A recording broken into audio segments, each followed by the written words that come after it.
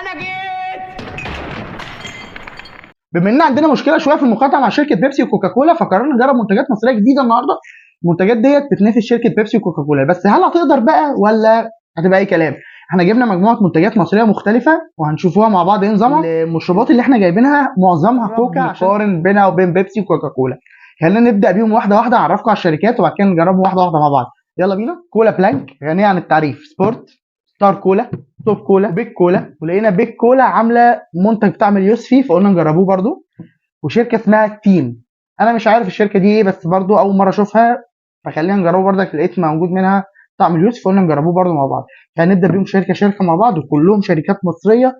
هنشوف مين فيهم الاحسن. سمعت ان فيهم شركات قديمه وليها تقولها في السوق. طبعا سبيروس باتس كنا مجربينها قبل كده وهي مش عامله منتج الكولا، فقلنا نجربوا الكوكاكولا مع بعض. يلا بينا نبتدي واحده واحده مع بعض. خلينا نبدا بتوب كولا. توب كولا سعرها 7 جنيه، حجمها 330 مللي. انا مش عارف طعمها ايه، خلينا نجربوها مع بعض واحده واحده ونشوفه. احنا جبنا كوبايه اهو، اسمها صوت الفس. بس مش قوي قوي. ريحه الكولا تحس ان هي قلب على جيلي الكولا مش كولا. نسبه الستيم فيها عاليه شويه. ندوقه.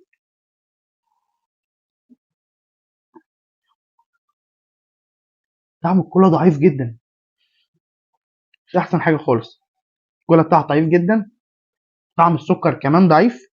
الستيم فيها عالي، لكن كطعم ككولا مش حلوه، مش حلوه خالص كمان. خلينا نجربوا حاجه تانية. ستار كولا. ستار كولا انا شايف ان الكوكاكولا بتاعتها غريبه شويه. يعني بصوا ديت غامقه قوي ودي فاتحه قوي. تحس ان هي مش كوكاكولا، تحس ان هي تفاح مثلا. بس هم كاتبين ان هي كوكاكولا. هنشوفه طعم الكولا. شايف ان في فرق كبير جدا زي شايفين. دي غامقه ودي فاتحه يعني حتى مقارنه بسبورت. نجربوها مع بعض. ليه؟ الفيس بتاعتها ضعيفه. ايه ده؟ ايه الريحه دي؟ عايز اقول لكم ما عملتش اي فوران خالص، فوران ضعيف جدا. بسم الله. ايه الطعم ده؟ وريحه مش معدومه، مفيش ريحه تقريبا. طعمها شويه كده مدي على البريل او الفيروز بس من غير طعم. يعني ده تقريبا افشل منتج كولا جربته في حياتي، يعني تقريبا افشل من ده. يعني احنا كده عندنا المنتجين دول مصريين. اسمع دي سعرها 6 جنيه. خلينا بقى نجربوا منتج تاني ان ده كده فشل معانا. الاتنين دول فشلوا فشل ذريع. نجرب بيك كولا. بيك كولا شركه برضك ظهرت من قريب، وانا حاسس ان هي فيها امل باذن الله. نشوفوا الفيس بتاعتها. فيس مكتومه قوي، ممكن تكونش ازازه صغيره. ريحه الكولا بتاعتها قويه. شوفوا الطعم مع بعض. نسبه الفوران بتاعتها حلوه برضه. ايوه كده. طعم الكولا واضح بس مش احسن حاجه. يعني طعم الكولا موجود كويس عالي، لكن سكر قليل. يعني السكر بتاعه قليل جدا جدا. وهي مش مكتوب حتى ان هي لايت او حاجه زي كده. مكتوب ان هي كولا. دي سعرها 5 جنيه برضو، بس دي 200 مللي زي ما انتم شايفين. 200 مللي ب 5 جنيه. طيب انا شايف ان هي ينفع تدخل سوق المنافسه لكن مش قوي يعني.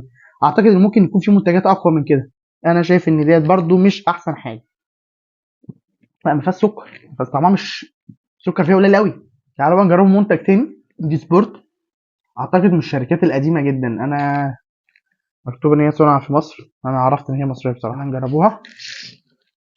صوت الفيس بتاعها حلو برضو. الكولا بتاعتها قويه جدا بقى. دي احنا كده ابتدينا نعلى بالليفل شويه. ريحه حلوه. بسم الله. كده ظبطت بقى. كده كوكا. طعم الكوكا مظبوط مع طعم السكر مظبوط. هي كده متظبطه مع بعض. طعمها ممتاز بصراحه. يعني دي ينفع تنافس حلوه جدا.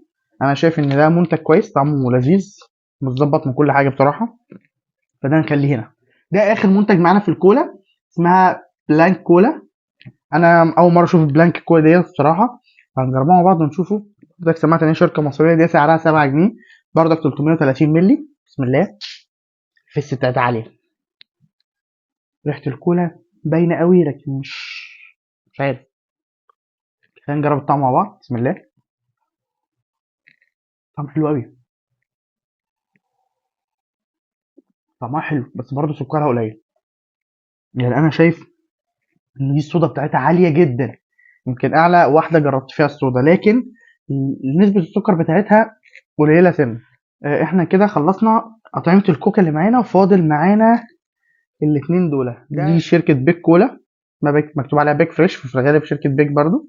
ودي شركه اسمها تيم. انا اول مره اجرب الشركتين دول بالطعمين دول، فنجرب مع بعض نشوف راينا فيهم ايه ونشوفه. بس قبل ما نجربهم تعال نشوفوا ترتيب الكوكا معانا كان شكله ايه. احنا عندنا دي هتبقى اخر حاجه، اخر واحده يعني نبعد عنها تماما. وعندنا دي بعدها شركه توب. الاتنين مفيش بينهم اختلاف قوي، لكن دي اتقل شويه، يعني طعم الكوكا فيها واضح اكتر. بعدهم شركه بيك كولا، وبعدهم شركه بلانك، كده الترتيب بتاعهم. واحسن حاجه فيهم هي شركه سبورت كولا. طبعا كده الترتيب بتاعهم من الاقل جوده للاعلى جوده. دول الشركات اللي احنا جربناهم النهارده. تعالى بقى نشوفوا الطعمين اللي فاضلين مين فيهم هيكسب. متنسوش بس تعملوا لنا لايكات عشان خاطر تشجعونا ان احنا نكون بنجرب منتجات جديده مع بعض، ونجرب كل حاجه انتوا بتطلبوا بيها. ويلا بينا نجرب المنتجين دول مع بعض. ما تنسوش كمان تعملوا اشتراك في القناه عشان ايه نجرب الشركه اللي مش عارفينها خالص دي، ولا جربنا منها اي حاجه قبل كده، شركه تيم. ريحه اليوسفي عاليه قوي فيها قوي. طب بالمناسبه انا بحب طعم اليوسفي في المشروبات الغازيه جدا يعني، فاتمنى تطلع كويسه. شاريها 7 جنيه برضو، جميله جدا. تحس ان اليوسفي اللي فيها طبيعي. امم طعمها جميل قوي، سكرها مظبوط، طعم اليوسفي فيها مظبوط جدا. الستيم بتاعها حلو متظبط جدا.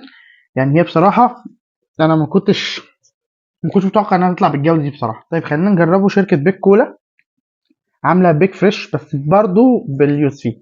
خلينا نشوفوا طعمه ايه. بتضرب. ريحه اليوسفي بتاعتها مديها على مانجا شويه، مش يوسفي لا. نجربهم بسم الله. إيه الطعم ده؟